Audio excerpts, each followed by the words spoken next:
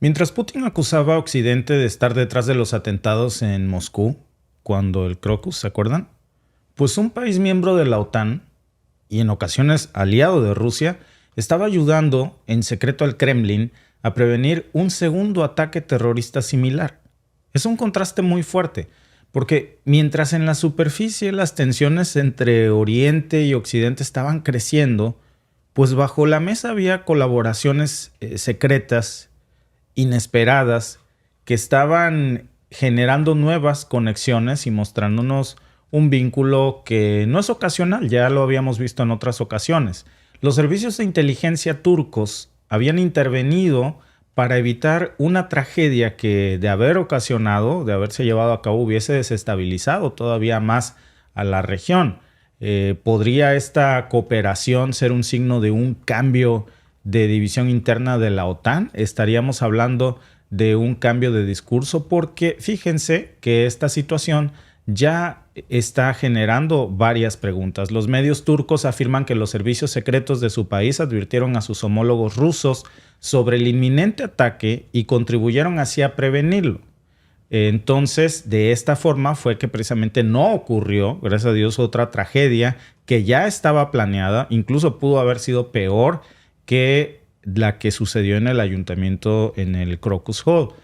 Las fuerzas de seguridad turcas, según estos informes, habrían recibido información crucial de los terroristas del Vilayet Khorasan, también conocidos como el Deas Khorasan, el Alá Tayiko Afgana de la organización terrorista o Estado Islámico, que está también prohibida en Rusia, y ellos fueron interrogados en Turquía. Los militantes revelaron que había planes para organizar un ataque en uno de los centros comerciales de Moscú, y la inteligencia turca de inmediato se comunicó con el Kremlin y vigiló a los miembros de la célula local del Deas Khorasan, y así fue como se detuvo a varios de ellos y lograron interrogarlos.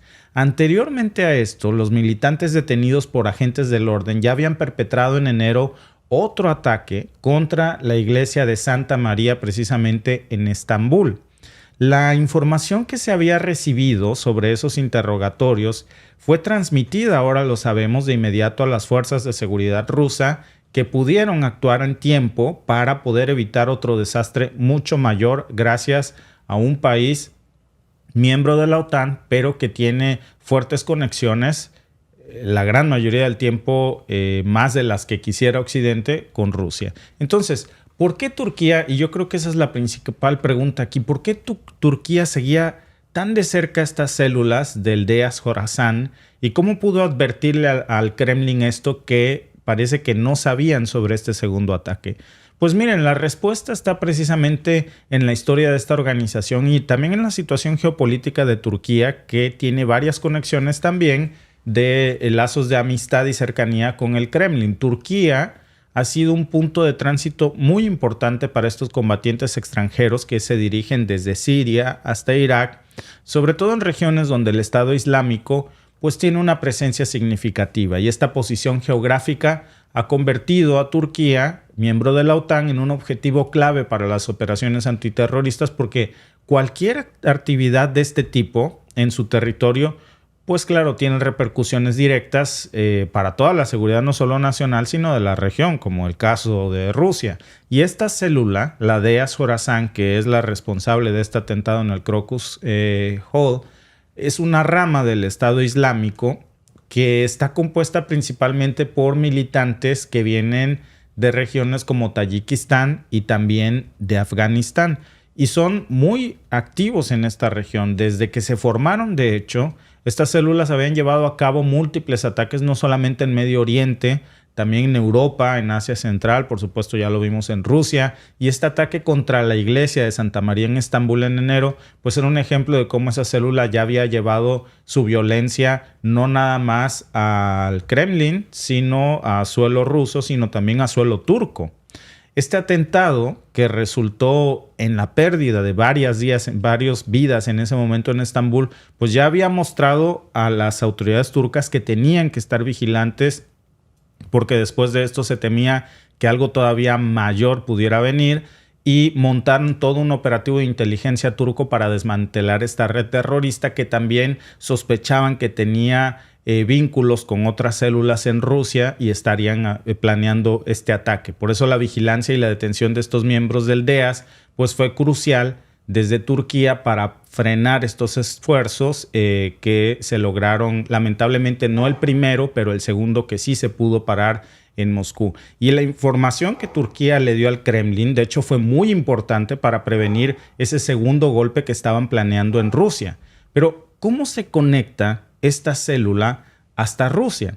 Pues la conexión está precisamente en esta red transnacional del terrorismo, porque los militantes del DEAS Khorasan no solamente operan aislados, sino que son una organización internacional que colaboran, comparten recursos, medios de inteligencia, utilizan las redes electrónicas, rutas establecidas para mover y traficar personas y armamentos con los que planean sus ataques desde diversas fronteras. Hay acusaciones, por cierto, de Rusia de que la frontera por la que se habían cruzado estos terroristas fue precisamente por la frontera ucraniana y que desde ahí habrían ingresado armas.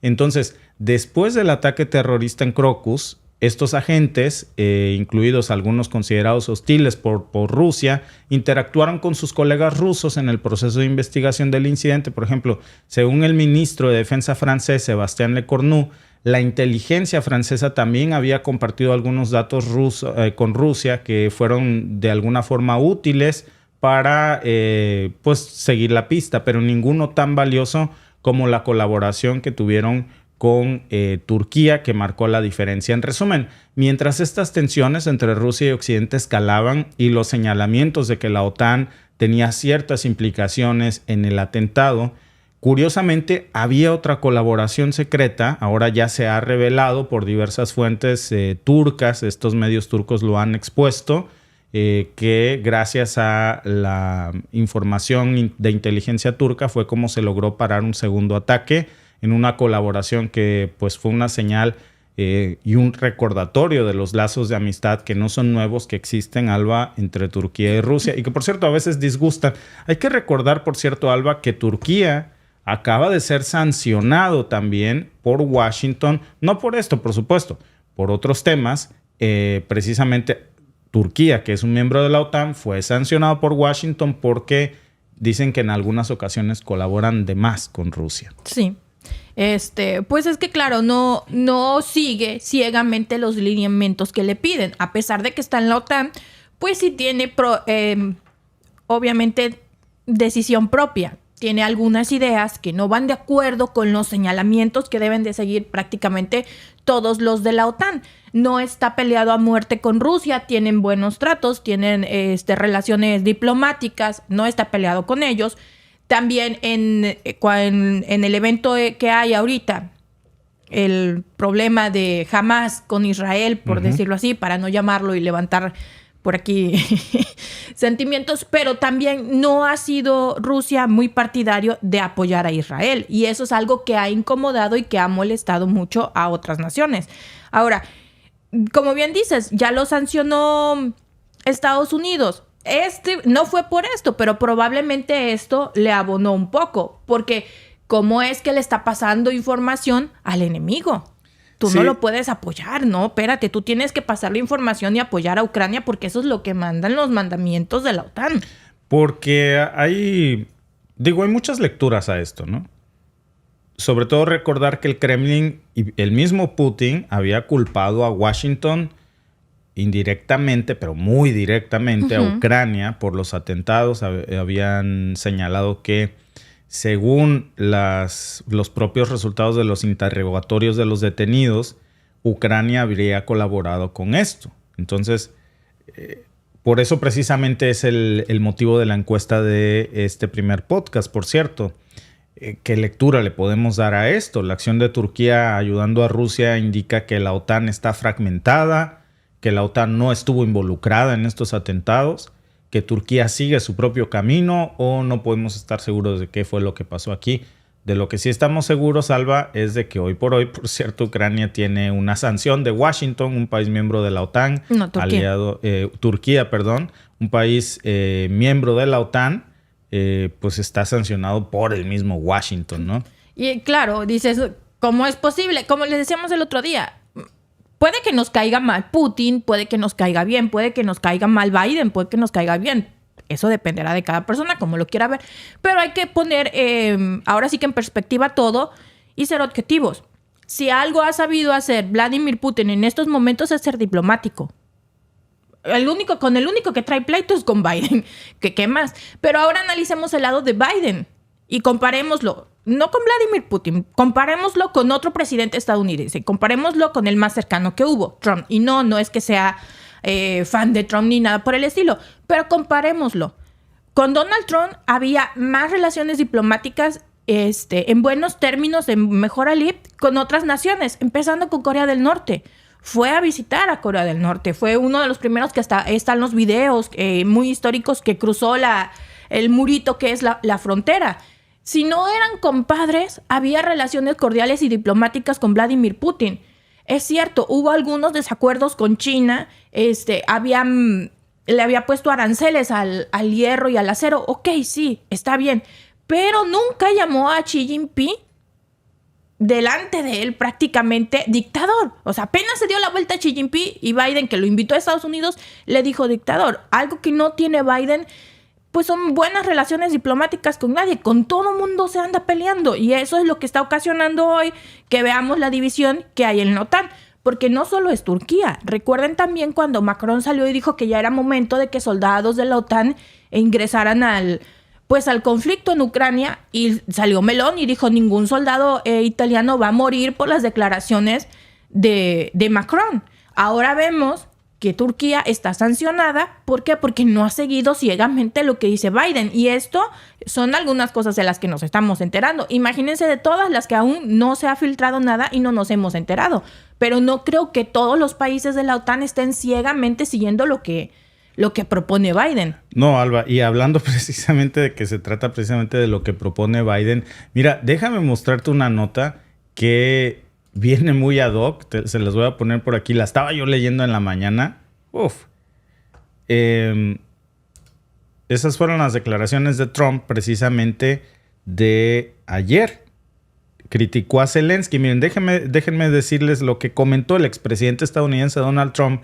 Aprovechó un acto de campaña para criticar al líder ucraniano Volodymyr Zelensky, quien cada vez que visita Washington se lleva decenas de millones de dólares, según dijo el político republicano.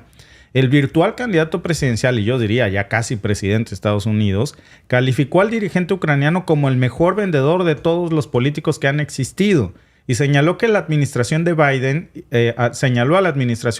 por despilfarrar los recursos de la nación norteamericana. Literalmente dijo, creo que Zelensky es quizá el mejor vendedor de todos los políticos que han existido. Cada vez que viene a nuestro país se va con 60,000 millones de dólares, aseguró Trump durante la convención popular de Turning Point Action en Detroit.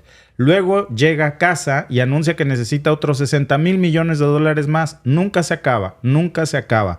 Eso lo arreglaré yo, dijo el republicano, quien ya antes ha insistido en que Washington debe dejar de otorgar fondos militares a Kiev.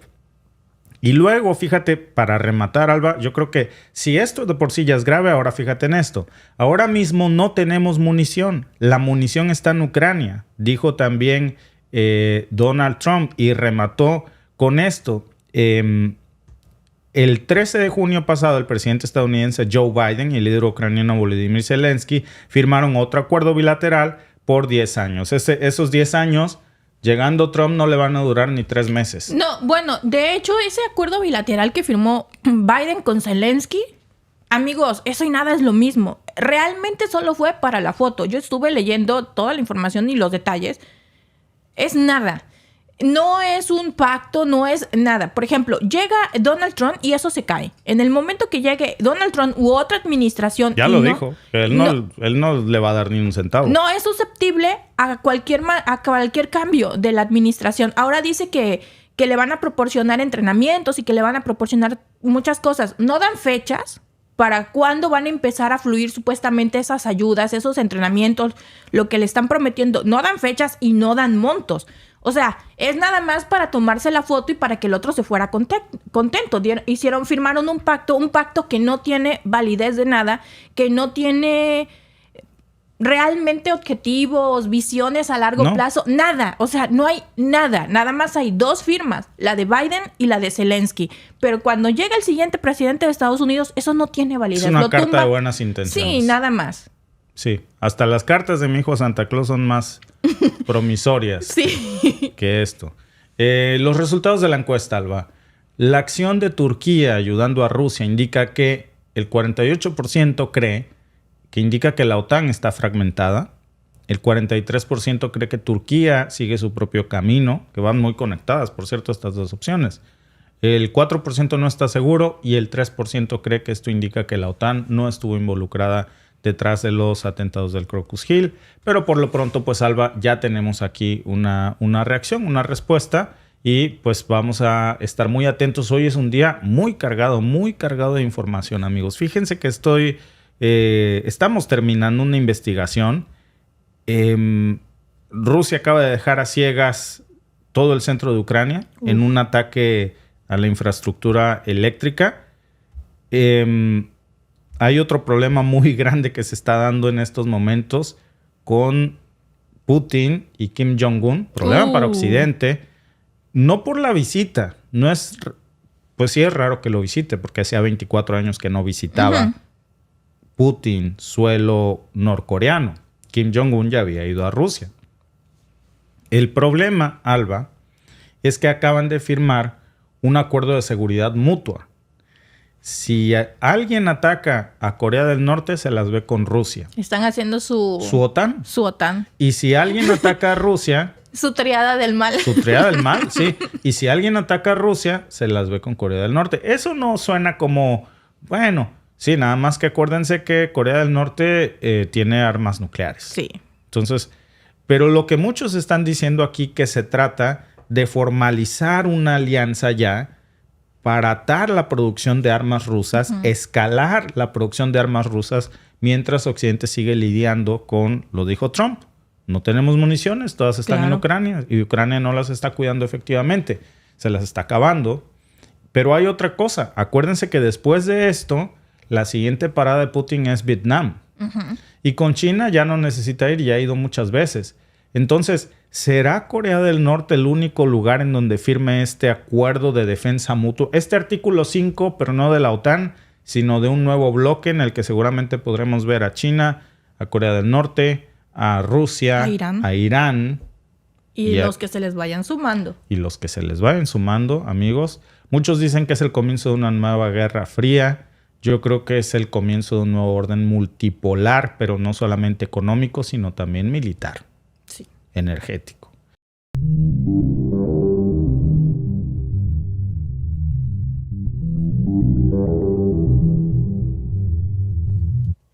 Hace unas horas Kim Jong-un y Vladimir Putin han firmado un acuerdo histórico. Uno que está marcando un nuevo capítulo en la cooperación militar entre Rusia y Corea del Norte que no se había visto a esta escala desde la creación de Rusia y desde esta nueva realidad de Corea del Norte. Es un pacto que va mucho más allá de una simple alianza en papel. Realmente se está abriendo la puerta a una colaboración militar muy profunda entre ambas naciones. Hay que recordar que ambos, por cierto, tienen capacidades nucleares tácticas, capacidades nucleares muy importantes, misiles balísticos intercontinentales, y es una alianza que podría transformarse en un bloque muy similar a la OTAN, que, por cierto, también podría terminar atrayendo más aliados del lado ruso a este nuevo bloque, alianza, eje, como lo querramos llamar. Es una maniobra que no solamente está desafiando el orden mundial liderado por Occidente, sino que también está planteando preguntas urgentes. ¿Podría esta alianza ser el comienzo de un nuevo orden militar mundial de países enemigos de la OTAN? Este acuerdo no solamente es una respuesta a las presiones externas que ambas naciones tienen, también es una estrategia fríamente calculada que está fortaleciendo sus posiciones en este complejo escenario geopolítico de Asia Oriental. El documento que se ha anunciado que firmaron está reemplazando los acuerdos previos y prevé asistencia mutua en caso de agresión, enviando un mensaje claro, uno muy claro a Occidente.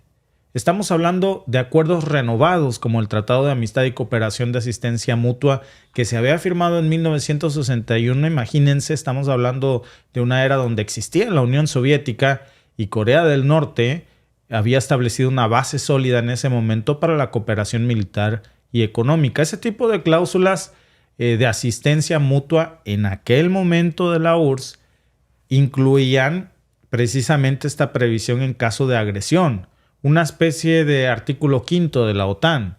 Eso significaba que si una de las partes era atacada, pues la otra tenía la obligación de intervenir en su defensa.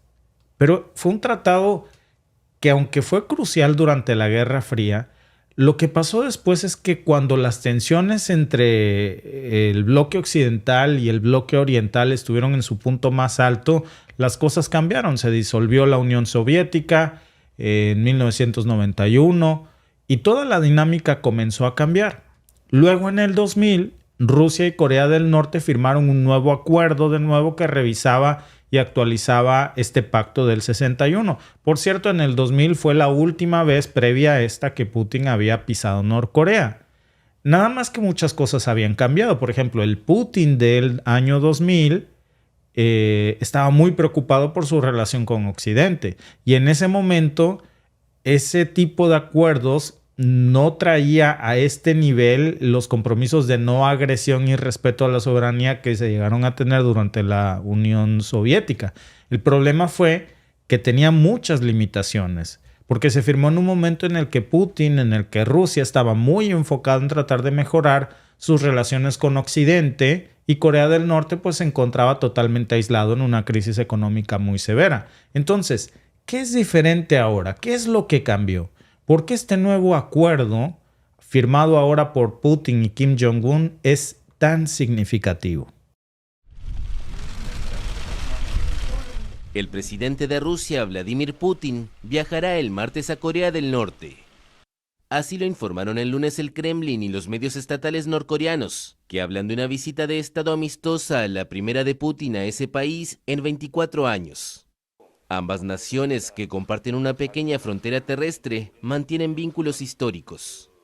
Putin recibió al dirigente norcoreano Kim Jong-un en Rusia en septiembre del año pasado, en un encuentro donde no se firmó ningún acuerdo oficial.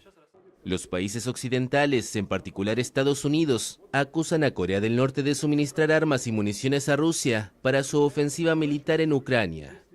Washington y Seúl afirman que a cambio, Moscú ha proporcionado a Pyongyang ayuda técnica para su programa de satélites y ha enviado ayuda a este aislado estado falto de alimentos. Tras su estadía en Corea del Norte, Putin viajará a Vietnam para una visita de 2 días, según el Kremlin, dedicada a impulsar la Asociación Estratégica Integral de Moscú y Hanoi. Putin ha reducido sus viajes al extranjero desde que lanzó la ofensiva contra Ucrania en febrero de 2022, pero ha realizado algunas visitas de alto nivel a aliados clave como China. Pues ahora déjenme mostrarles lo que no nos dicen los medios de comunicación que está implícito en este acuerdo. Tiene muchas aristas. Primero está el contexto geopolítico, que ya cambió demasiado. Ahora las relaciones entre Rusia y Occidente están en su peor punto, en el punto más crítico que se habría visto desde la Guerra Fría, cuando hablábamos de la URSS. Y ahora este nuevo acuerdo que está firmando Putin con Kim Jong-un, pues va mucho, mucho más allá de los compromisos anteriores. No solamente está reafirmando la cláusula de asistencia mutua en caso de una agresión, es decir, si a ti te atacan, yo respondo, y si a mí me atacan, tú también. Corea del Norte podrá estar todo lo aislado que querramos, pero tiene ojivas nucleares.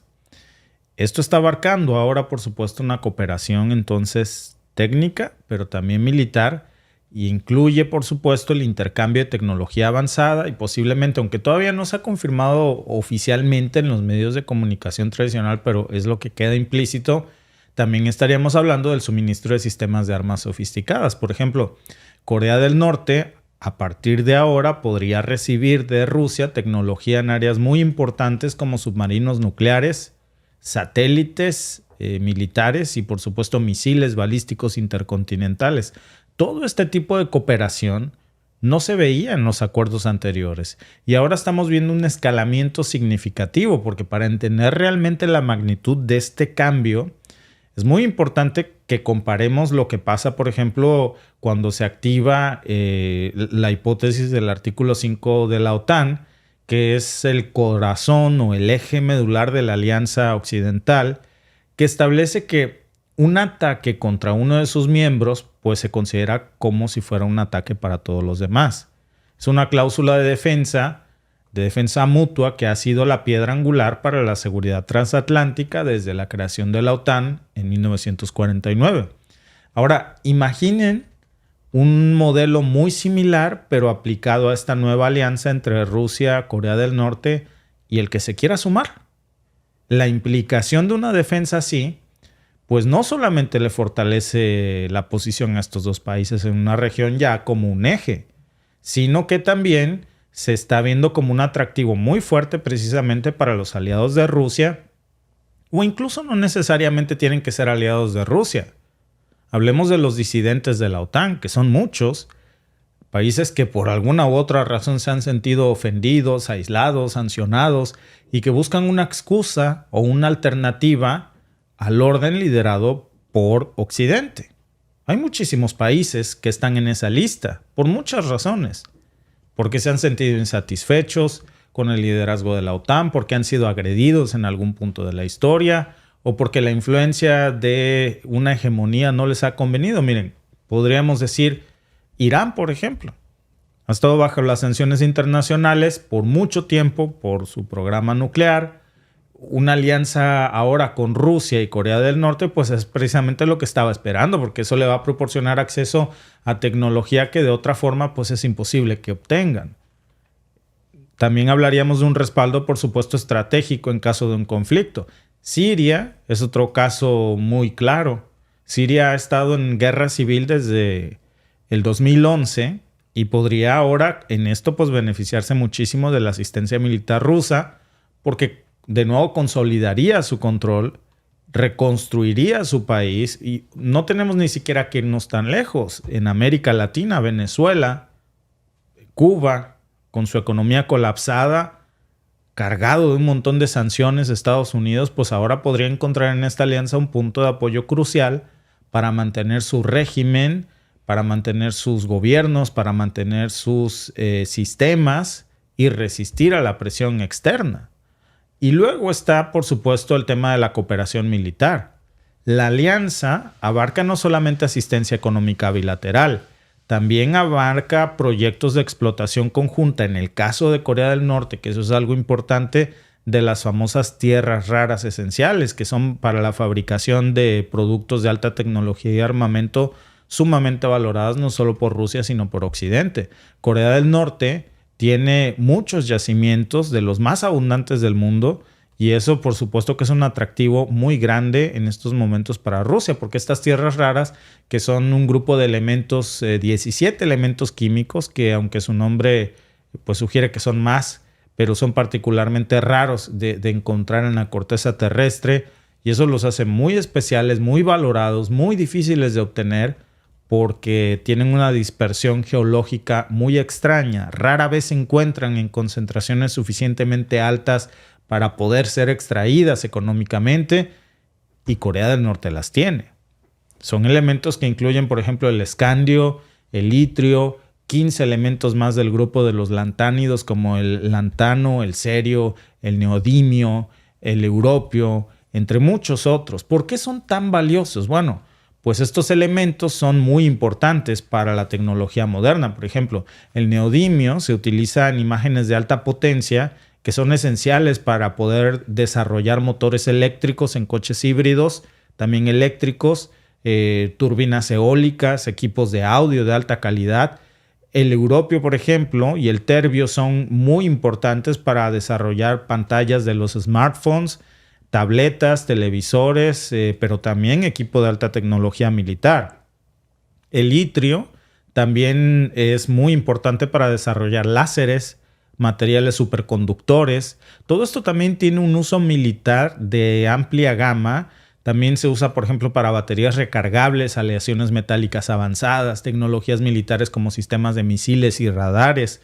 Entonces, el mercado global de tierras raras es impresionante. Tan solo para el 2020, estábamos leyendo esta mañana, que el mercado de estos elementos estaba valorado, y estamos hablando hace 4 años, en aproximadamente 3.6 mil millones de dólares. Y se espera que esa cantidad crezca mucho más porque hay mucha demanda de este tipo de productos y una escasez de este tipo de tierras raras. China ha sido uno de los que más tiene este tipo de yacimientos, uno de los grandes proveedores mundiales de tierras raras, controlan cerca del 80% de la producción global y eso es lo que le ha dado, entre otras cosas, una ventaja estratégica enorme, pero ya con la entrada de Corea del Norte en este mercado, pues se va a alterar este equilibrio, porque Corea del Norte, con sus vastos yacimientos que no ha podido explotar, pues es una mina de oro potencial en este contexto, y Rusia, claro que ha puesto el ojo también en esto, para ganar. Hay muchas estimaciones que ya nos dicen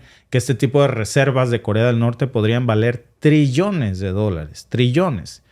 Y entonces, en conclusión, estamos viendo cómo esta alianza entre Rusia y Corea del Norte es un desarrollo importantísimo que va a cambiar el equilibrio de poder global, y la firma de este pacto no solamente desafía la hegemonía occidental, sino que también podría ser el comienzo de una nueva alianza militar en el mundo que compita en un futuro como la OTAN.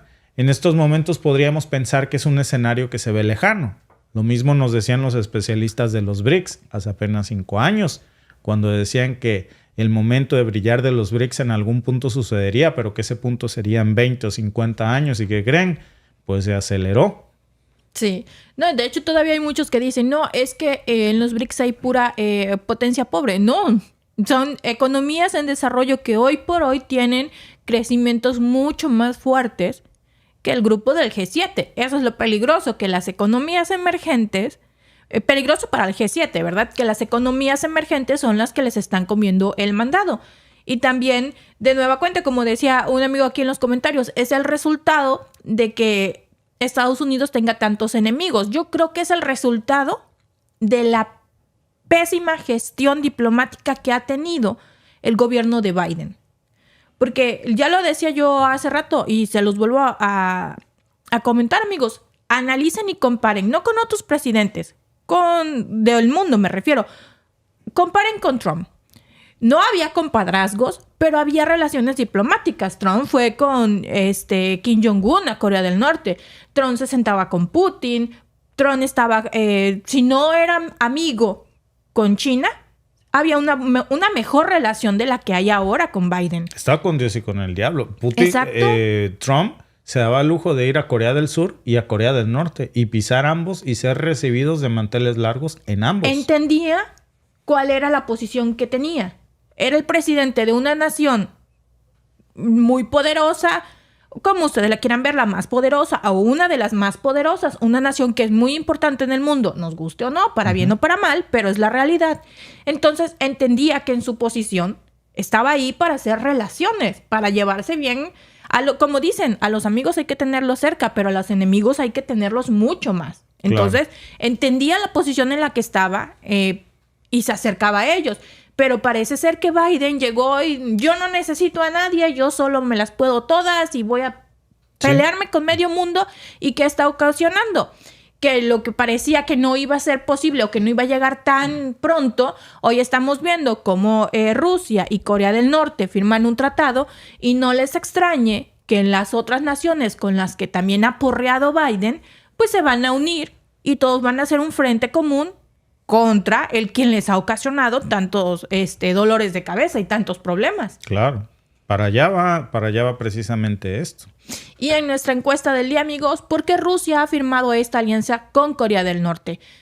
A, formar bloque militar anti-OTAN. B, asegurar producción armamentista. Y C, estrategia militar a largo plazo.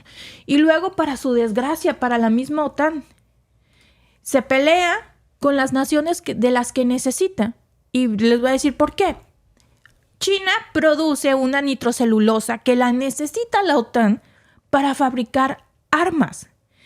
Sin esa nitrocelulosa, las armas ahora sí que no hacen boom. Las necesita desesperadamente y la provee China y se están peleando con China. Entonces, Con la de la cocina, ahora sí que literalmente. No te puedes pelear con naciones con las que tú dependes para tener un suministro continuo de armas. En este caso, juntas a China, a Rusia, a Corea del Norte y a las demás naciones que se les vayan uniendo, que tengan cosas que tú necesitas para tu producción de armas, ¿qué va a pasar? Te vas a quedar sin lo que necesitas para producir, pues, lo que tanto necesitas. Armas para seguir haciendo más guerras. Claro. Pues mira, vamos a ver qué dicen nuestros amigos en la encuesta. ¿Por qué Rusia ha firmado esta alianza con Corea del Norte? El 64% cree que es para formar un bloque militar anti-OTAN. El 9% cree que es para asegurar su producción armamentista. Y el 27% por una estrategia militar a largo plazo. Yo también creo que las dos primeras son importantes. Asegurar su producción armamentista es otro ángulo precisamente de este acuerdo que falta mucho por ser explorado, porque es cierto que Corea del Norte tiene el potencial de ser la fábrica armamentista número 1 de Rusia, y eso es una gran oportunidad para la economía de Corea del Norte, que tiene todas las puertas cerradas. Mientras Rusia se dedica al gas, al petróleo y a la guerra, se puede desentender de la producción de armas. Por cierto, imagínate, muy seguramente, Alba, que si el mismo Stoltenberg decía en la entrevista, ¿no?, que pasábamos hace unos días, un proyectil de artillería que a la OTAN le cuesta $4,000, a Rusia le cuesta $1,000. Pero yo te apuesto que ese proyectil de artillería que a la OTAN le cuesta $4,000 y que en este momento a Rusia le cuesta $1,000, hacerlo en Corea del Norte le va a costar $100. Sí. Yo creo. Bueno, ponle que no 100, pero sí 500. Vamos a ponerlo. Sí, la mano de obra va a ser mucho, mucho más económica. Claro. Y va a ganar. Sí. Enormemente. Va a ser un ganar-ganar. Si en este momento únicamente Rusia produciendo su armamento, y esto no lo digo yo, antes de lo dice el mismo Stoltenberg, producen 4 veces más rápido el armamento y es mucho más económico que el de la OTAN. Ahora imagínense cuando se alíe con una potencia, ¿qué tienen que hacer? Pues están sancionados por todos lados. Si tú les provees toda la materia prima, ¿qué van a hacer? Armas. ¿Qué han estado haciendo? A pesar de todas las sanciones, Corea del Norte ha estado desarrollando armas. Ahora, si tú le pones todo para que te desarrolle las armas, pues a eso se va a dedicar, a desarrollar armas. Si en Rusia la mano de obra es barata, pues en Corea del Norte va a ser muchísimo más barata y va a abaratar todavía más el armamento y va a ser lo doble de rápido, porque en sí ya la que logra hacer en Rusia, más las que logra hacer en Corea del Norte, imagínense. Dice nuestro amigo Humberto García Troncoso, Corea del Norte es un buen aliado para Rusia, ya que le perdió el miedo a USA y el respeto. Pues es que lo aislaron tanto que ya no tiene nada que perder. Dice nuestro amigo González, hablen de que Putin va a ir a Vietnam también. Sí. Ya comentamos eso, lo comentamos el día de ayer en la noche. Y hacíamos la reflexión en la mañana. Imagínate que fue a Corea del Norte y todo el mundo está hablando de lo que acaba de firmar. Ahora sí, Alba, que esto sí nadie se las vio venir, ¿eh? Pues lo que pasa es que cuando un mandatario de otra potencia va a otro país, medio se sabe, ¿no? Porque nunca falta la filtración, nunca falta el análisis geopolítico, lo lógico de para dónde va esto. Por ejemplo, veíamos la visita de Blinken a China 2 días antes de que llegara, ya prácticamente la bola de cristal de muchos analistas geopolíticos habían dicho todo lo que iba a suceder y sucedió. Pero lo que pasó hoy en Corea del Norte nadie lo vio venir. Hay demasiado hermetismo en el propio Corea del Norte como para que algo se sepa al exterior, y en el Kremlin ni se diga. Ahora, ¿qué es lo que va a hacer Putin a Vietnam en unas horas? Solo él sabe. No sabemos, pero imagínense qué puede salir de ahí para Occidente, que está preocupadísimo. Porque si un país puede decir yo le gané una guerra a Estados Unidos y de aquí salieron corriendo, ese es Vietnam. Ese es Vietnam. Y la guerra de Vietnam la ganó precisamente con 2 poderosos aliados que tenía en ese momento. La URSS y China. En estos momentos Vietnam no tiene buenas relaciones con China, pero las relaciones que solía tener con la URSS pueden retomarse a través de Rusia en estos momentos y puede también ser un puente con China.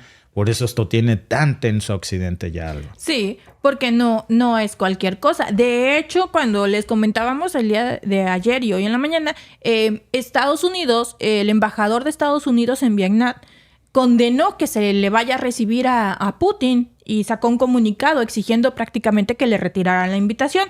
El gobierno de Vietnam ni se inmutó, al contrario, sigue preparando el evento porque pues le conviene. Vietnam en este momento le conviene estar bien con Estados Unidos y por supuesto también bien con Rusia, pero sobre todo bien con Rusia.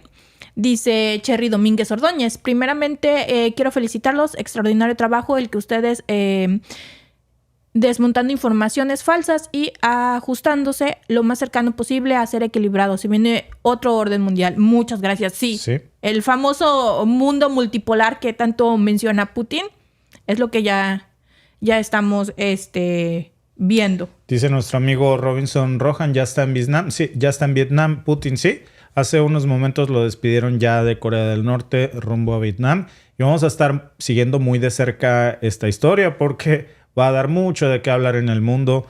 Tan solo en esta mitad del día ya es una nota que está haciendo historia desde 1961, Alba. No se había visto esto. Este acuerdo peligroso para el eje occidental que tenía Corea del Norte con la URSS en el 61, hoy está de vuelta, pero recargado y a otro nivel.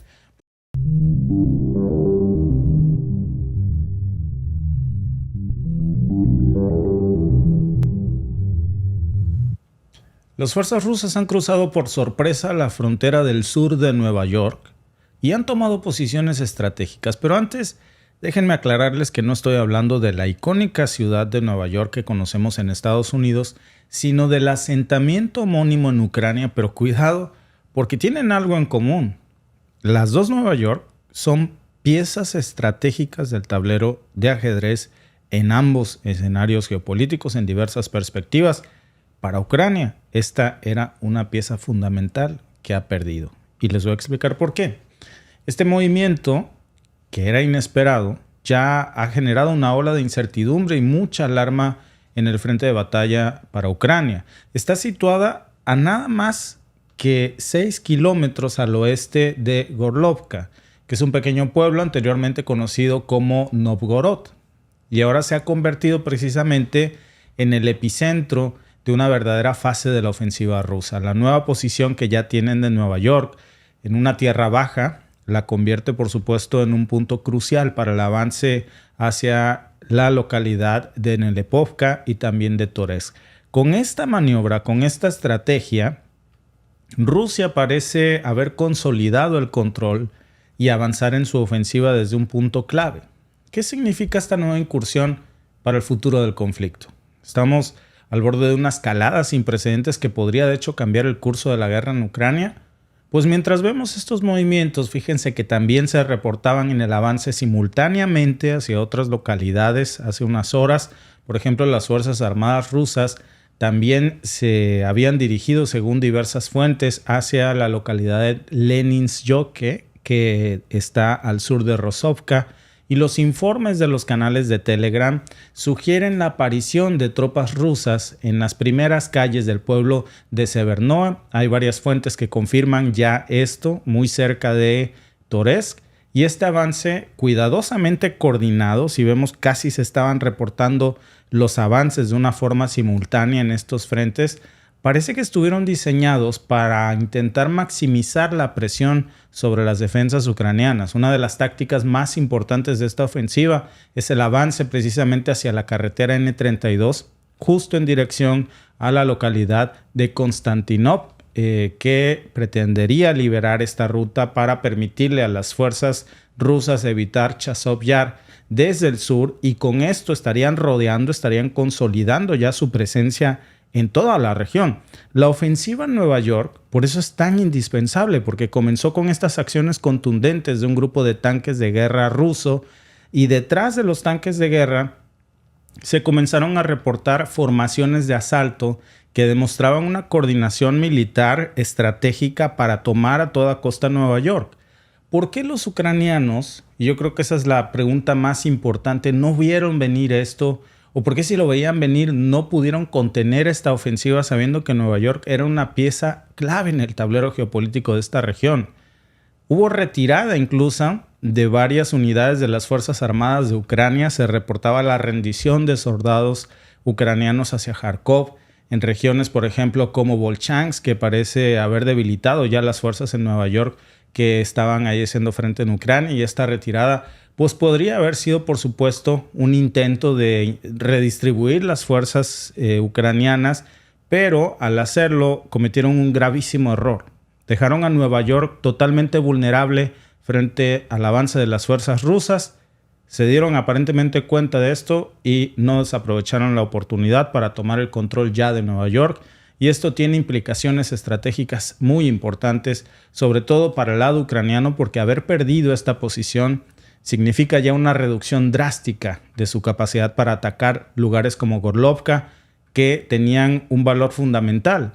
La posición de Gorlovka también era clave, protegerla para Rusia, pero también era para Ucrania porque ahora está bajo una amenaza muy fuerte. Las fuerzas rusas ya demostraron que pudieron oler la retirada, digamos, el boquete que les habían dejado en Nueva York a Ucrania al tratar de redistribuir a sus tropas, y usaron estos grupos de tanques de guerra y formaciones de asalto en un terreno urbano, que es una indicación de su capacidad para llevar a cabo este tipo de operaciones complejas en entornos difíciles y en un tiempo récord.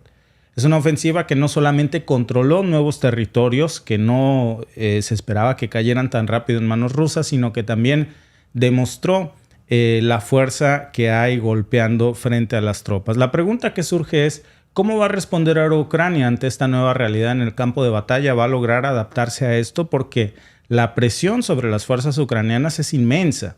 La ofensiva rusa no está mostrando signos de desaceleración, al contrario, está avanzando ferozmente, y cada nueva posición tomada, por supuesto, no solo es un golpe a la moral y a las capacidades operativas de Ucrania, también es un golpe precisamente para la OTAN, porque se complica más el avance o por lo menos sostener las filas del frente. Y esta capacidad de respuesta que Ucrania tenga, o la OTAN, pues va a depender en gran medida del apoyo que reciban precisamente para reorganizar y fortalecer sus líneas de defensa, que ya se ve cada vez más complicado, porque no se trata de la voluntad que la OTAN tenga para enviar armamento a Ucrania, sino que es extremadamente difícil hacerlo llegar bajo estas circunstancias. La pérdida de Nueva York es la cereza en el pastel que terminó de complicar todo para reabastecer a las tropas ucranianas del frente. Este tipo de tácticas, de hecho, tienen este tipo de efectos. Están logrando, digamos, no solamente sembrar el caos y la confusión en las filas, sino eficientemente interrumpir las cadenas de suministro y reabastecimiento de las tropas ucranianas. Y pues ante esto se están diseñando lo que originó al final del día el hecho de que Ucrania dejara totalmente vulnerable lugares tan estratégicos como Nueva York. Entonces, la ocupación de Nueva York y también de estas otras localidades estratégicas que se reportaban hace unas horas que ya habían caído, podrían ser, y esa es una realidad, el preludio de una ofensiva mucho más amplia, destinada a cambiar el equilibrio de poder en la región, pero también nos está mostrando la enorme capacidad que está teniendo Rusia ahora para avanzar con una facilidad en donde hay muchas promesas ya de la OTAN para reabastecer a las tropas ucranianas, pero ese apoyo no parece estar cambiando o haciendo la diferencia en el frente de batalla, y ese apoyo no parece finalmente llegar. Y si está llegando, pues no se está traduciendo en avances o por lo menos en que las tropas sostengan el frente. Es un avance hoy por hoy el de Nueva York que tiene implicaciones estratégicas muy importantes, pero también plantea preguntas cruciales para el futuro de la guerra por el lado ucraniano y de Occidente. ¿Podrá Ucrania recuperar todo este terreno perdido ahora desde una posición donde ya se le dificulta más, porque Nueva York pudo ser el ariete precisamente para recuperar estas localidades? Y ahora difícilmente parece que esto pueda suceder, pero por cierto es parte de la encuesta del día. ¿Cómo debería responder Ucrania a la toma rusa en Nueva York? Las opciones son contraatacar inmediatamente, reforzar sus defensas o negociar la paz.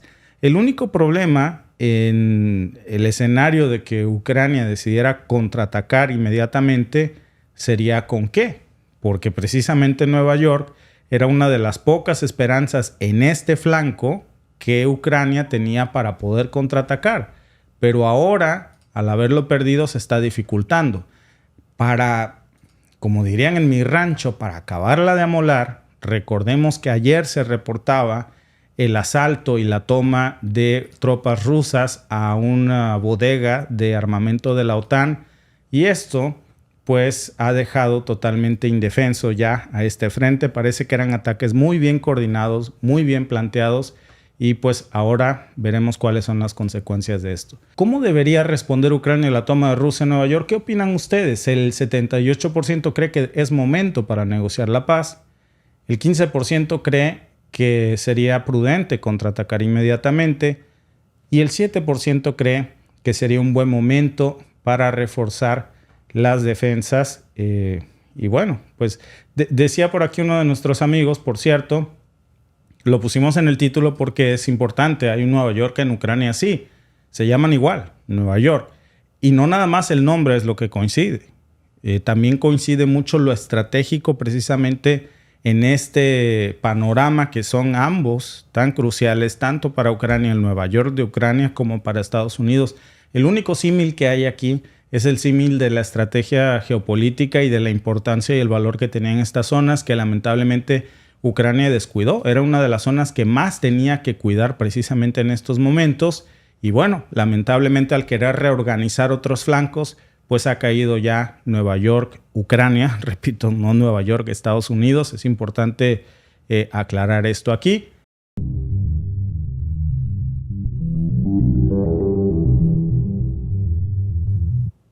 Rusia ha dejado a Ucrania sumida en la oscuridad con un ataque devastador a su infraestructura estratégica. Anoche, un ataque masivo a una central eléctrica en el centro de Ucrania dejó a miles de ciudadanos sin electricidad.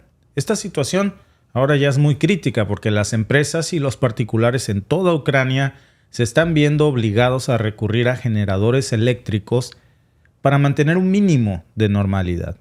Y esto es solo el último de una serie de ataques que han destruido ya gran parte de la capacidad de la generación eléctrica de Ucrania desde que se comenzó esto en el mes de marzo.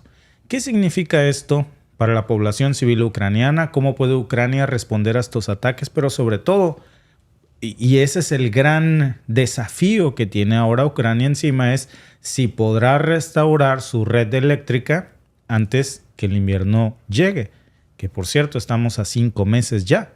La región oriental del Donetsk es una de las más afectadas. Tienen 55,000 abonados ya sin servicio eléctrico esta mañana. Es una cifra, Alba, impresionante. Sí, bastante. Sobre todo cuando estamos viendo, como dices tú, aunque para nosotros en nuestros países en Latinoamérica son pues 5 meses, todavía falta mucho, hay que considerar que no es necesariamente que llegue ya el invierno, es que empieza a caer la temperatura con mucha fuerza. Desde en septiembre ya empieza a amanecer congelado, ya empieza a necesitarse la calefacción. Entonces eso reduce el tiempo todavía más. Sí, estamos en cuenta regresiva. Ya hay lugares como por ejemplo Dnipropetrovsk que la situación ya es crítica. Las autoridades locales ya reportaron cortes de electricidad que están afectando a miles de personas. En Zaporizhia, por ejemplo, la situación es igual de grave. Y esta incertidumbre sobre cuándo va a volver la electricidad es ya es una fecha cada vez más lejana y más improbable. En Kharkov y también en Sumy, los apagones son ya tan frecuentes que la gente está comenzando a adaptar sus rutinas diarias para vivir en esta nueva normalidad de interrupciones. Pero es verano y en el verano no hay tanto problema. El problema se viene, repito, en el invierno. Otras comunidades ya como Gerson, las regiones del Chernihiv, también están ya en la lista de regiones gravemente afectadas, sumidas en la oscuridad. Y los apagones en estas áreas ya han obligado a las personas a buscar soluciones alternativas. Por ejemplo, generadores eléctricos, sistemas de energía solar, los que pueden permitírselos, pero no todos tienen esos recursos para comprar o consumir estos dispositivos. Y la dependencia de generadores, pues ahora es un lujo que no todos pueden darse en Ucrania.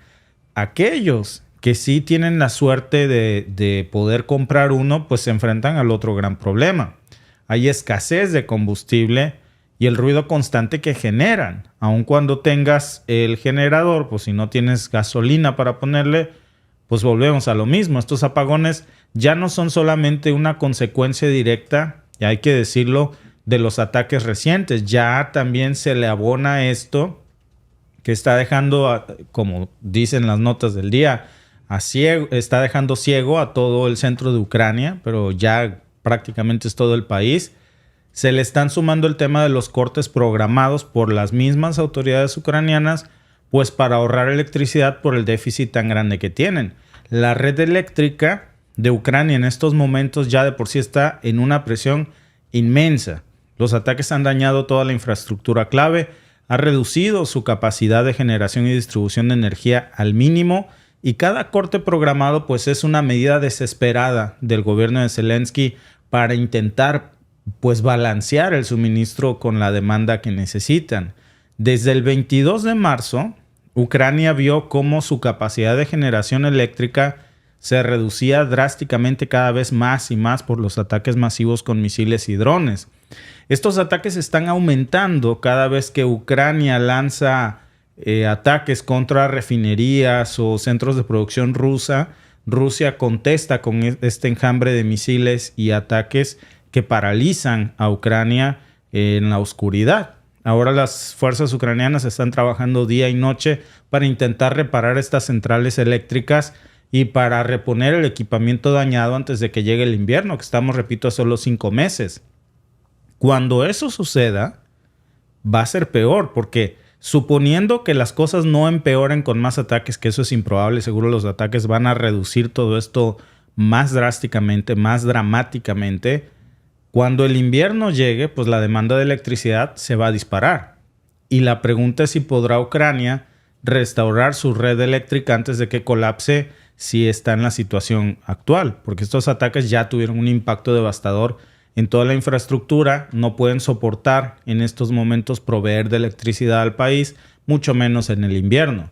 Todas estas centrales eléctricas, que hasta hace apenas 4 meses eran capaces de suministrar energía de manera constante, pues ahora están gravemente dañadas o completamente destruidas muchos de ellos. ¿Y cómo se puede restaurar algo tan complejo en tan poco tiempo? Es imposible.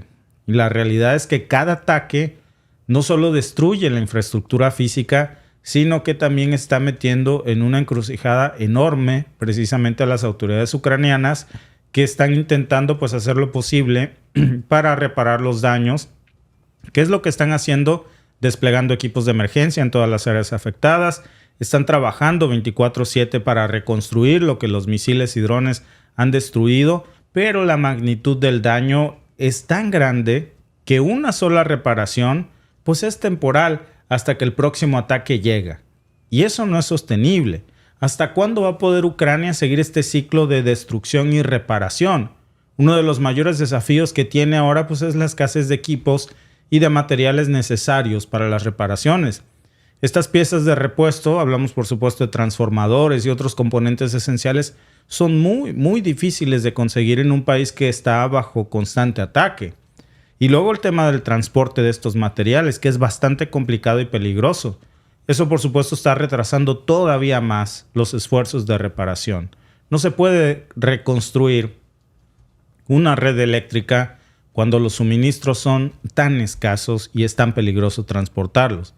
Y luego, en términos de estadísticas, pues ya se está reportando que más del 50% de la capacidad de generación de electricidad de Ucrania ya está afectada en estos momentos, literalmente están a oscuras.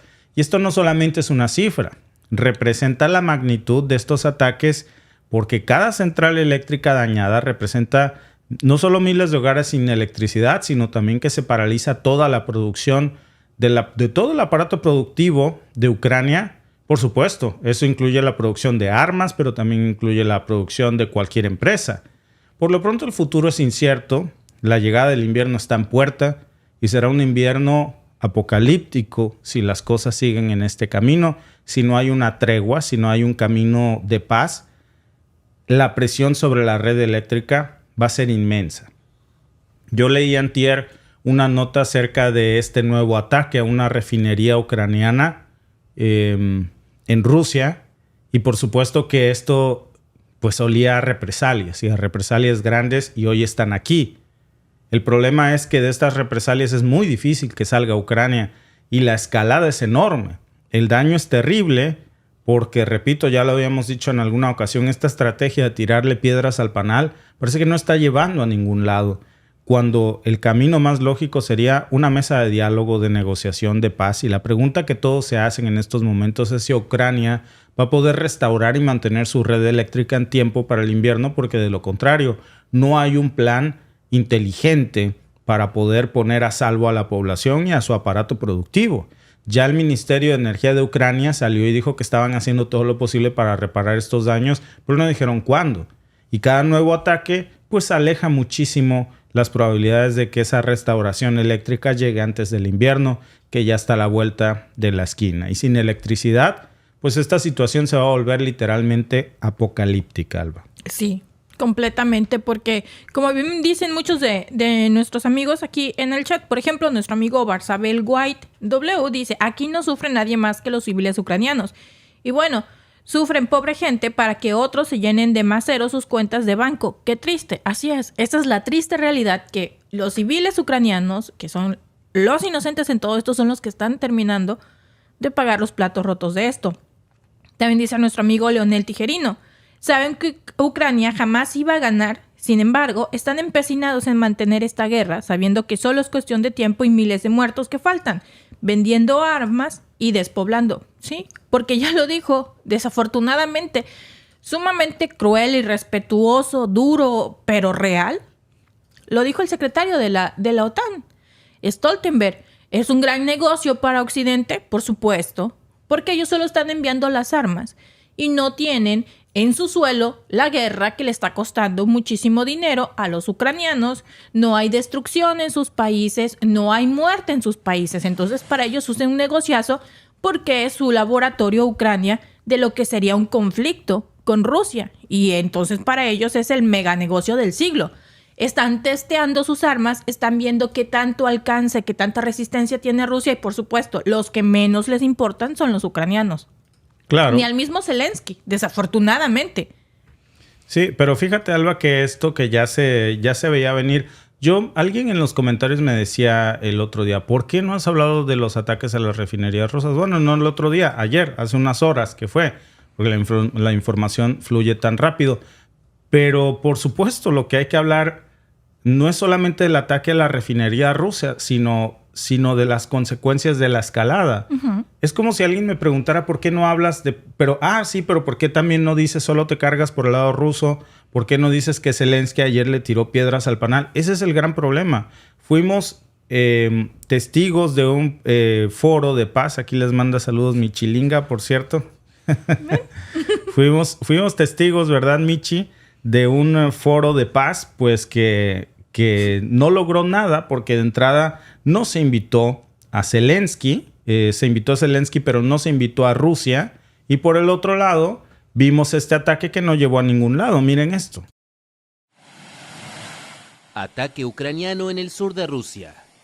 Una refinería de petróleo se incendió el martes en la ciudad de Azov, ubicada en la región de Rostov, tras ser bombardeada con drones.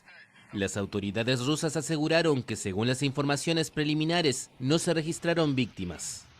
Una fuente ucraniana en el seno de la defensa, bajo condición de anonimato, se congratuló por el ataque y señaló que este se suma a los más de 20 reivindicados por Kiev en los últimos meses contra instalaciones petroleras rusas en diversas regiones.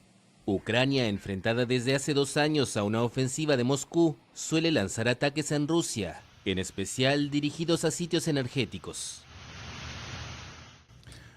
Ahora, la pregunta es, Alba, ¿es esto una estrategia inteligente que conduce a un buen camino?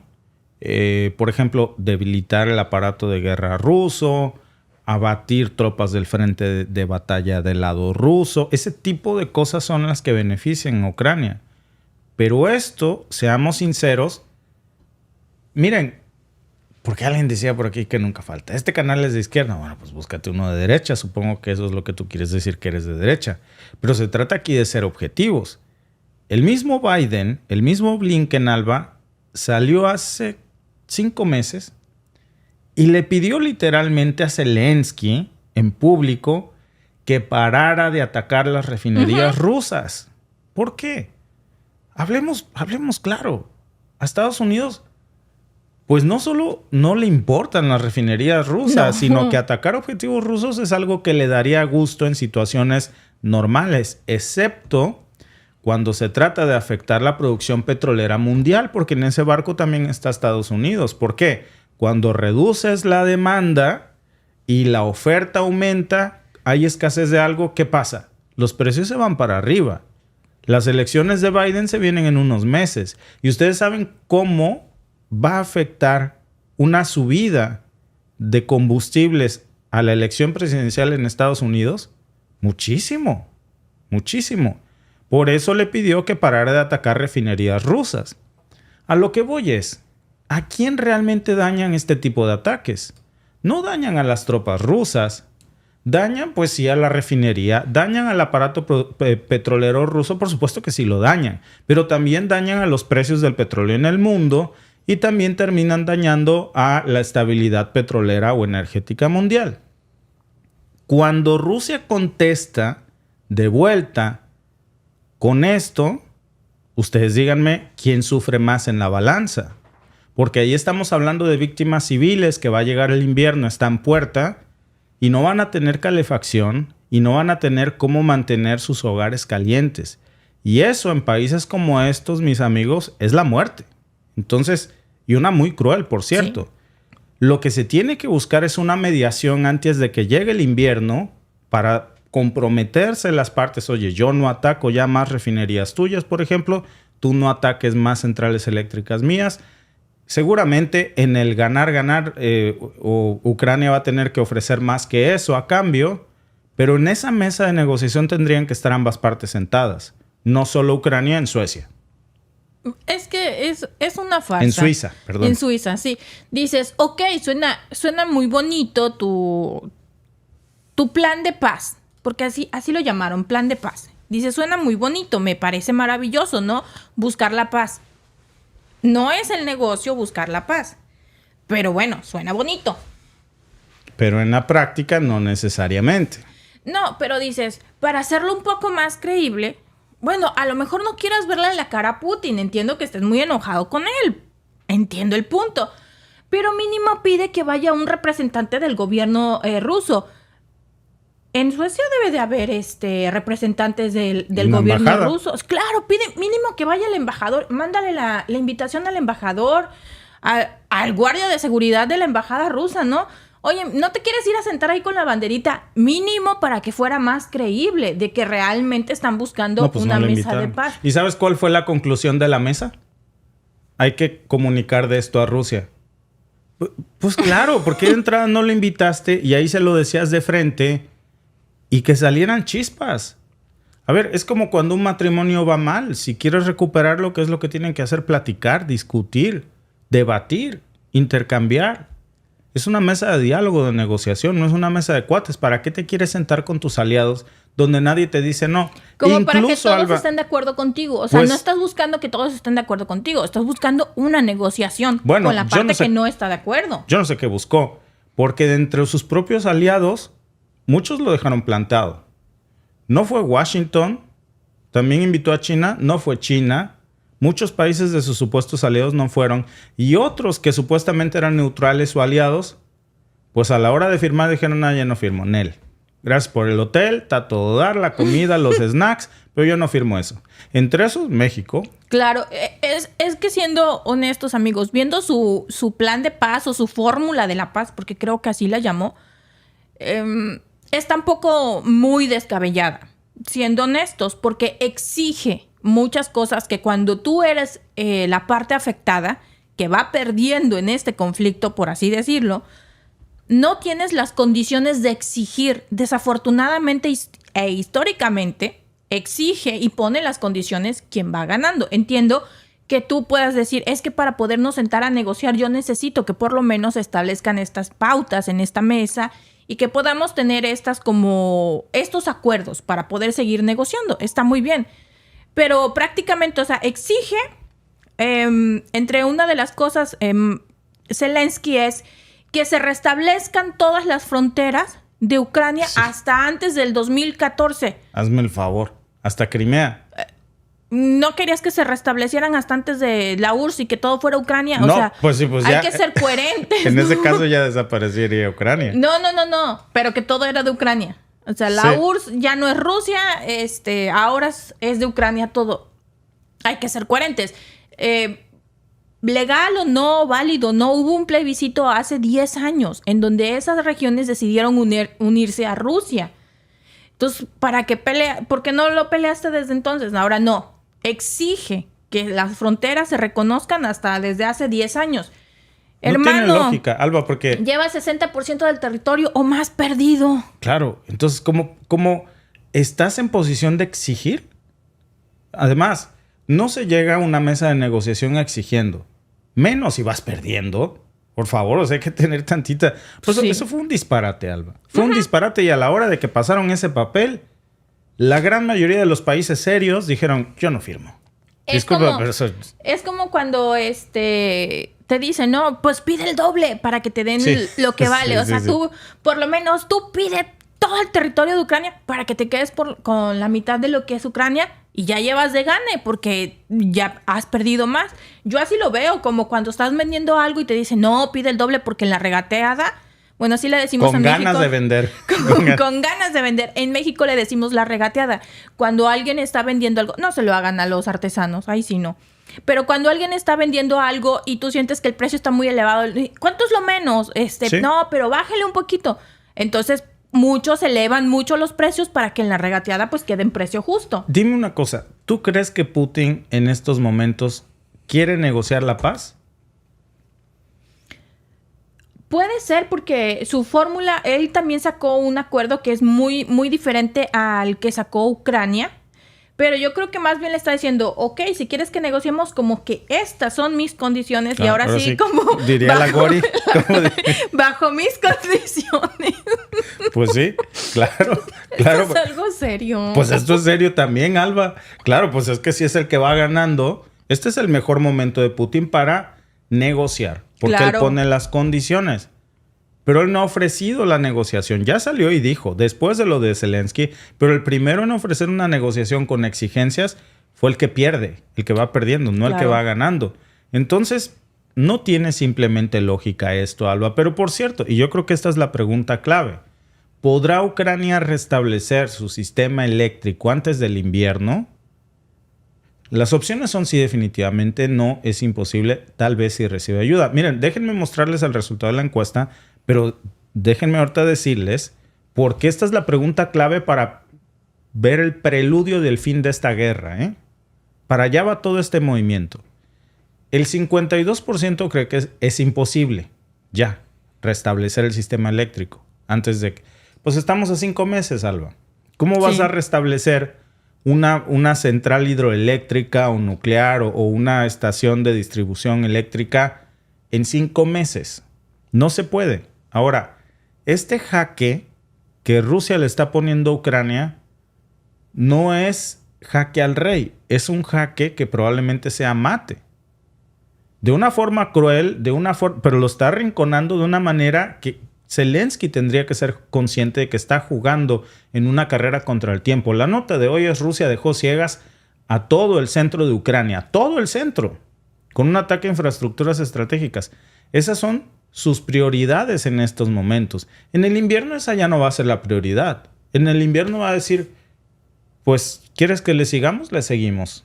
Claro. Pero, ¿qué va a pasar con toda la gente que a menos 30 grados, menos 20 grados, menos 15 grados necesita calefacción y no tiene? Va a necesitar entrar ayuda humanitaria, van a necesitar sacar a todas esas personas a un refugio. Los mismos soldados no van a tener cómo resguardarse. Y entonces, si esto no cambia, a menos que haya algo mágico, Alba, en lugar de que estemos hablando en esto, pues sí, que la OTAN quiere mandar sistemas Patriots, que quiere mandar HIMARS, que quiere y que no terminan de llegar. Eso es importante. Nadie está hablando de donarle un solo dólar a Ucrania para calefacción. No. O para reparar estas plantas. o para generadores. Yo no No. veo un envío de aviones para generación de energía eléctrica a los hogares. Siendo honestos, viendo todo el panorama, ¿cuándo ha sido prioridad el pueblo? ¿No? La gente, nunca. Los están regresando de Polonia. Los que ya tenían un estatus como refugiados, que se supone bajo la Corte Penal, ¿no? La Convención de Refugiados. Sí. No se pueden regresar a su país. Los está regresando para que luchen en la guerra cuando ya eran refugiados en Polonia. Por la guerra. No les puedes hacer eso. Es que ahí están demostrando que realmente no les importan los ucranianos. Ahora, ¿cuándo hemos visto que aboguen por decir, oye, hay que sacar a los ucranianos, hay que ponerlos, no sé, en campamentos, en otro lugar provisional, en otro país, que les dé espacio, mientras esto está pasando para que no haya bajas civiles, para que no sufran, de que no tengan electricidad, de que no tengan agua, de que no tengan comida? No les importan, o sea, realmente siendo muy fríamente, no les importa. O díganme cuándo han visto que digan, es que tiene que entrar la ONU, no tienen electricidad, no tienen calefacción, se va a venir el invierno, es sumamente cruel y rudo. Claro, no les importan porque los demás tienen electricidad, tienen calefacción, tienen comida, están bien, están sanos en sus casas. Obvio, no les importa lo que sufran los demás. Dice nuestro amigo Gilberto Palma, creo que sí. Pero con ayuda y por los vientos que ellos se soplan de solo guerra, no creo que lo logren. Es lo triste. Y dice nuestro amigo Moisés Pinto, esto es una mentira, no atacan las centrales atómicas. Supongo que quisiste decir nucleoeléctricas. Pero eso es real, sí se están atacando. Y déjame decirte una cosa, Zaporizhia, el último ataque a la central nuclear de Zaporizhia fue de Ucrania. Y eso por supuesto tampoco se dice. Pero ya se... ¿Y sabes por qué, mi querido amigo? Porque Zaporizhia en estos momentos está bajo el control ruso. Entonces, difícilmente lo van a soltar. Este tipo de patrones también se está replicando en el Donetsk, en Lugansk y en muchos otros. Y queda en fuego cruzado, Alba. Y son ataques que ya se habían hecho, de hecho, ataques iniciales. Los primeros ataques que se hicieron en Zaporizhia, esta central, fueron rusos. Después los rusos, cuando tomaron el control de Zaporizhia, llegaron... Trataron de evitar que esto se propagara, un desastre nuclear.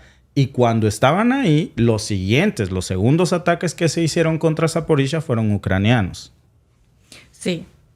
Entonces, es que estaba viendo un comentario que me dio un poquito de risa, que decía nuestro amigo Pedro, solo opinas de Ucrania y qué dices de la URSS, el invasor. Amigo, estamos en 2024, la URSS no existe. Se desintegró desde el 81. Sí. Entonces, no es la URSS, es Rusia y no son todos los países que era la antigua URSS. Porque si fuera la URSS, estaríamos hablando de que Ucrania pertenecía a la URSS.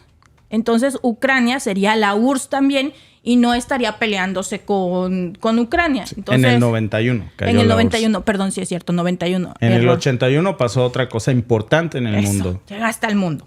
Llegué al mundo. Ya me quemó aquí, licenciada. Yo llegué en el 89. En el 91. En el 91. Junto con la URSS. Bueno, pues desapareció la URSS, pero nació un servidor. Amigos, muchas gracias, por cierto, por participar en nuestros podcasts del día. Yo creo que, regresando al tema, este es el preludio o la antesala de algo muy grave que vamos a tener que ver en el invierno, cómo se va a tener que resolver.